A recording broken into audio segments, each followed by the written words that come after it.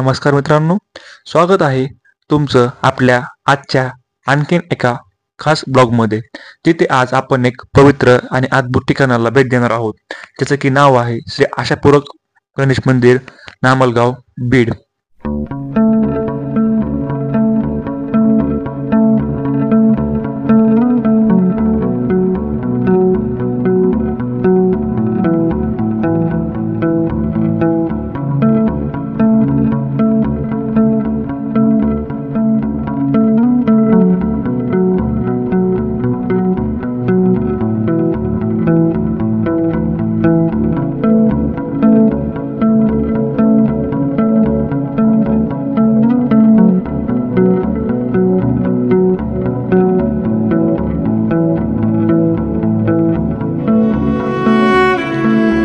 मित्रांनो, बीड जिल्ह्यातील नामलगाव येथे श्री आशापूरक गणपतीचे मंदिर आहे.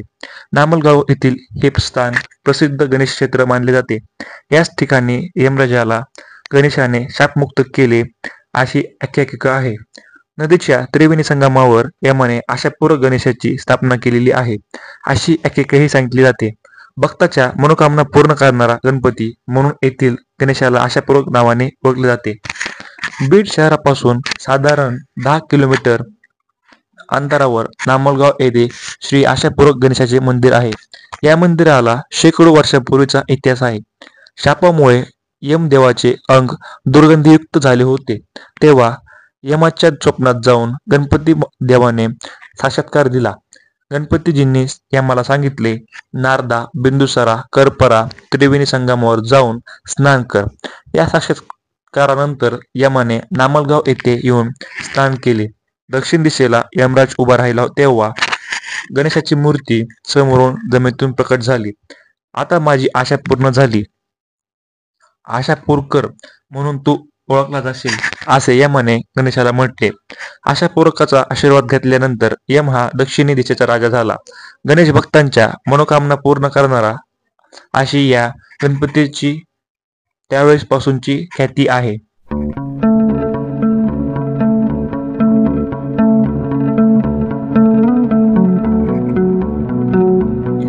इथे अजून एक खूप छान गोष्ट होते, ते म्हणजे गणपती यांचा विवाह. आशापूरकर गणपतीच्या विवाहाला तब्बल 305 वर्षांची परंपरा असल्याचे सांगितले जाते. मागील 6 पिढ्यांपासून ही परंपरा जपली गेली आहे. भारत देशातील एकमेव गणपती आहे ज्यांचा विवाह सोहळा केला जातो. गणेश भक्त लांब लांबून येथे येतात. नामलगावच्या गणपतीच्या लग्नात प्रत्येक वर्षी गावच्या माहेरवाशिणी येतात. रिद्धी आणि सिद्धीला पालखीत ठेवून गणेश मंदिराला प्रदक्षिणा घातली जाते. त्यानंतर गणपती बाप्पाच्या शुभमंगल रिद्धी आणि सिद्धी बरोबर होतो. गणेश जयंतीच्या दुसऱ्या दिवशीच हा विवाह सोहळा येथे रमतो. परराज्यातून भावी भक्त या ठिकाणी येत असतात. 3 नद्यांचा संगम नामलगाव हे अमलाक्षम स्थान असून नारदा, बिंदुसारा, करपरा या 3 नद्यांचा संगम येथे झाला आहे. यात नारदा नदीचे रूप लुप्त अवस्थेत आहे. यास प्रयाग तीर्थ असेही समजतात.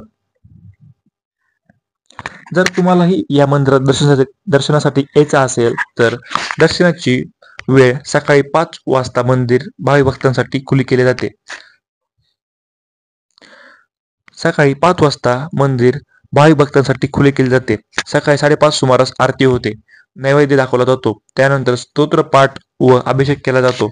संध्याकाळी 9 वाजता भक्तांसाठी मंदिर बंद केले जाते.